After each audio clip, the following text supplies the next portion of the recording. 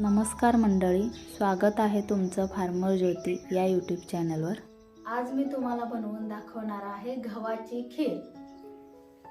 चला तर मग सुरू करूया।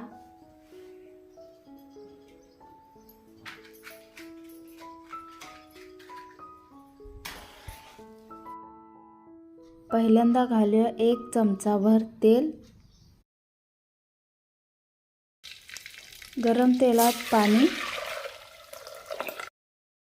पाण्याला उकळी येऊपर्यंत आपण पाहूयात फुले। चला तर मंडळी, पाणी उकळलंय का बघूया। पाणी उकळलेलं आहे।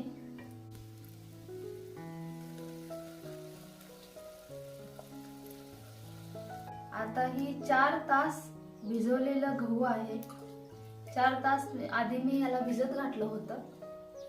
आता हे गहू भिजलेला आहे।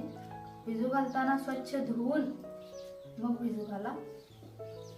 आता मी घालून घेते ह्याच्यात।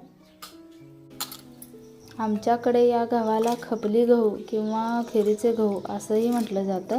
तुमच्याकडे काय म्हणतात मला नक्की कमेंट करून सांगा।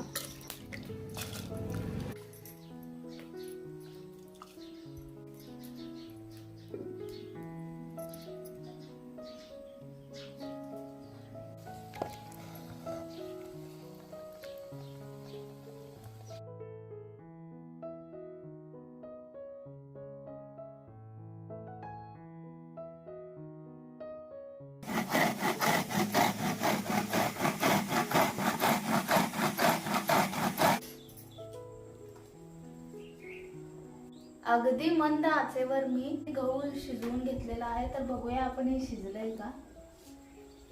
तर शिजलेलं आहे।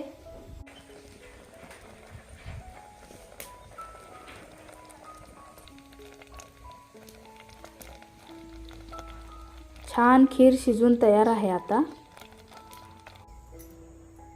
डाव घेऊन डावच्या सहाय्याने खीर घोटून घेऊया।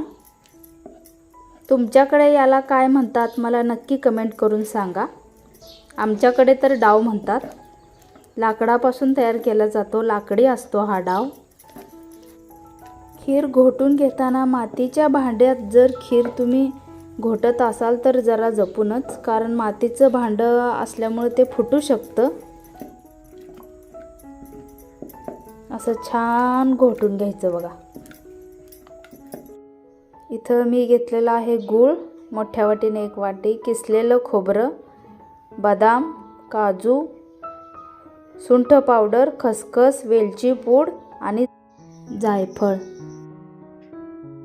अशाच नवनवीन व्हिडिओसाठी चॅनलला सबस्क्राइब करा आणि व्हिडिओला शेअर करा।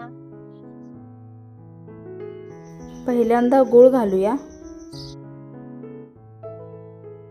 मिक्स करून घ्या।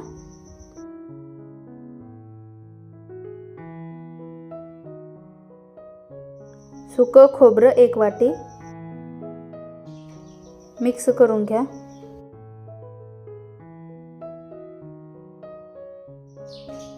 बदाम, काजू घालून घ्या। मिक्स करून घ्या एकदा। सुंठ पावडर, वेलची पूड, जायफळ कुटलेलं, खसखस आणि मीठ। मीठ कमी घाला। गोड पदार्थाला मीठ नेहमी कमी वापरायचं असतं। हे सगळं घालून झालं की छान सगळं मिक्स करून घ्यायचं आणि 5 मिनिटं मंद आचेवर शिजवून घ्यायचं। एकसारखं फिरवत राहा। गूळ असल्यामुळे भांड्याला खाली गूळ चिकटू शकतं।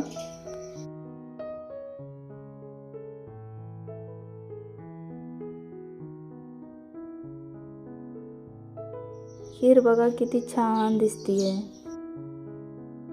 एका वाटीत काढून घ्या खीर आणि त्या खिरीमध्ये तुमच्या आवडीनुसार दूध घाला। 1 चमचा गावरान तूप घाला। आता बघा खीर काय भन्नाट दिसतीये।